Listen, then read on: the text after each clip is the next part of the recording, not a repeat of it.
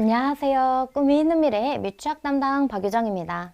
하나님 나라의 통치 지침서 강의를 진행하도록 하겠습니다. 우리가 6단원 1과에서 함께 살펴볼 하나님의 말씀은 사무엘하 1장입니다. 먼저 1과의 제목을 함께 살펴보도록 할까요? 하나님을 인정해요입니다. 읽을 말씀은 사무엘하 1장 1절에서 16절의 말씀입니다. 사무엘상과 사무엘하는 사울의 죽음으로 나뉩니다.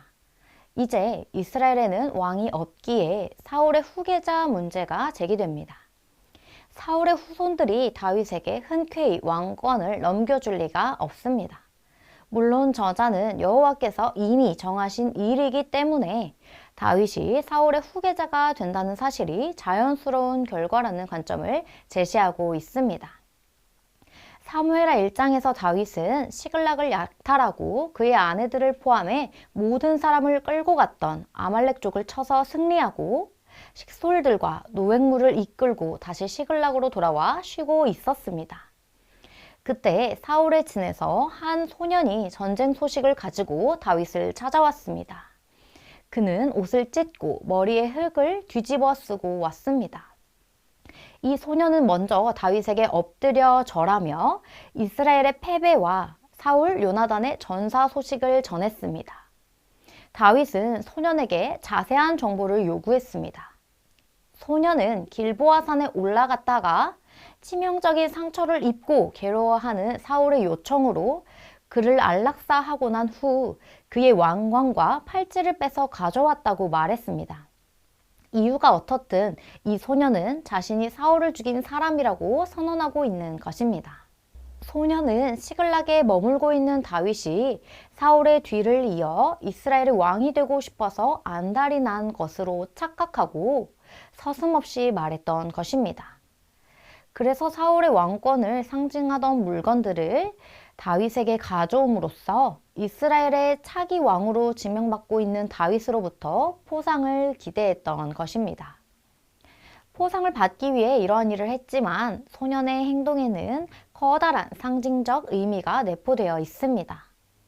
다윗이 사울의 후계자가 되어 왕위를 계승하기 위해서는 이스라엘 사람들이 납득할 만한 정당성을 제시할 수 있어야 하는데 다윗이 소년을 통해 받은 왕관과 팔찌로는 정당성을 제시할 수 없는 것입니다.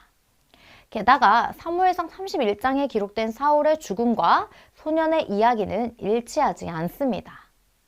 사무엘상 31장에서는 사울이 스스로 목숨을 끊었다고 나옵니다. 소년은 사울의 시체를 발견하고서 왕관만 챙겨온 것이 사건의 진실인 것입니다.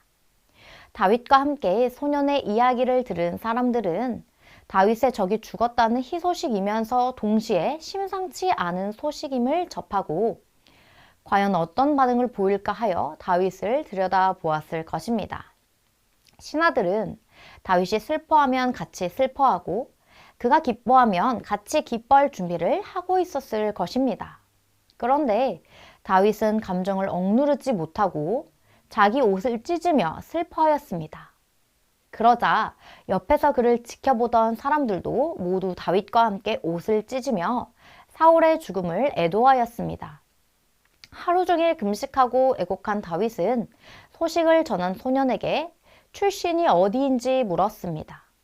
이미 8절에서 소년은 자신이 아말렉 사람이라고 밝혔지만 다윗은 다시 한번 그가 어느 출신인지 확인하였습니다. 아말렉족은 며칠 전 다윗이 생명을 내걸고 싸우던 적입니다. 하필 길보아 산에서 유일하게 사울의 전사 소식을 전해온 자가 아말렉 소년입니다. 아말렉족은 다윗의 진노의 대상이고 사울의 죽음과 멸망을 초래한 족속인데 아말렉 사람이 사울의 죽음을 알린 상황인 것입니다. 다윗은 그 소년을 처형했습니다. 여호와의 기름 부음을 받은 사람을 살해한 일에 대한 심판이었습니다. 다윗은 소년이 말한 그대로 그 피를 돌린다고 판정하고 처형했던 것입니다. 아말렉 소년은 자신의 거짓말에 대한 책임을 면치 못하게 된 것입니다. 본문을 통하여 우리는 다윗과 사울을 비교할 수 있습니다. 다윗은 하나님을 인정하는 자였습니다.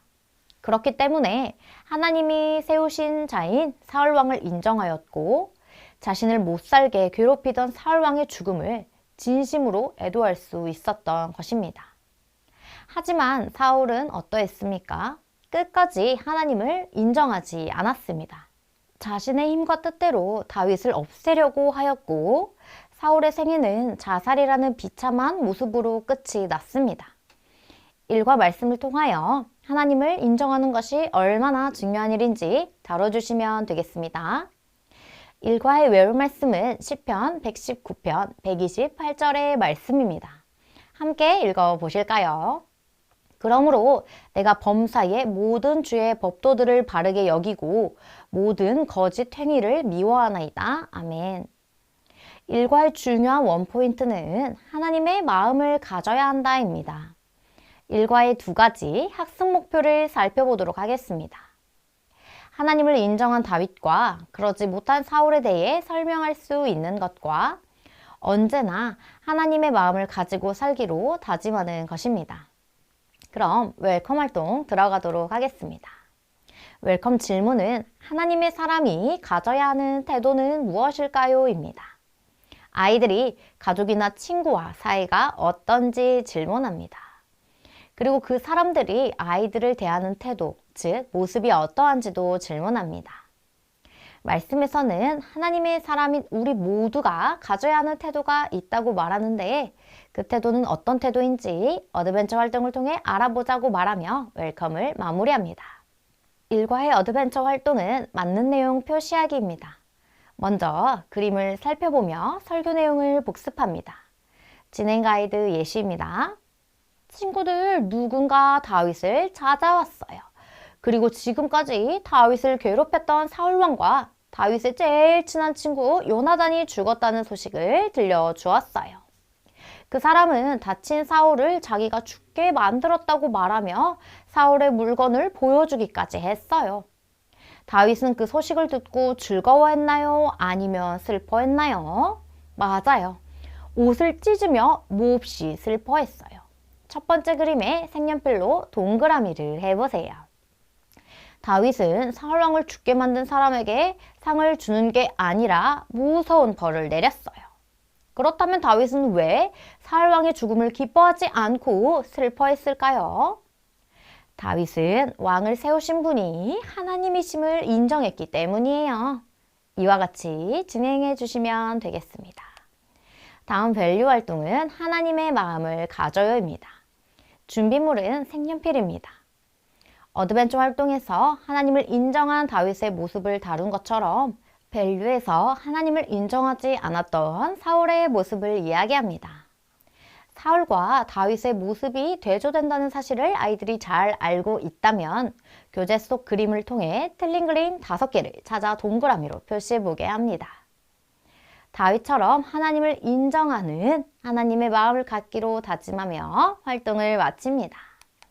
다음 활동으로 넘어가겠습니다. 이제 인커리지 활동으로 결단하며 기도하는 시간입니다. 친구들이 선생님을 따라 기도할 수 있도록 천천히 기도문을 읽어주시면 되겠습니다. 함께 읽어보실까요? 매일매일 하나님을 인정하며 살 수 있게 도와주세요. 결단문을 읽겠습니다. 하나님의 마음을 가진 어린이가 될래요.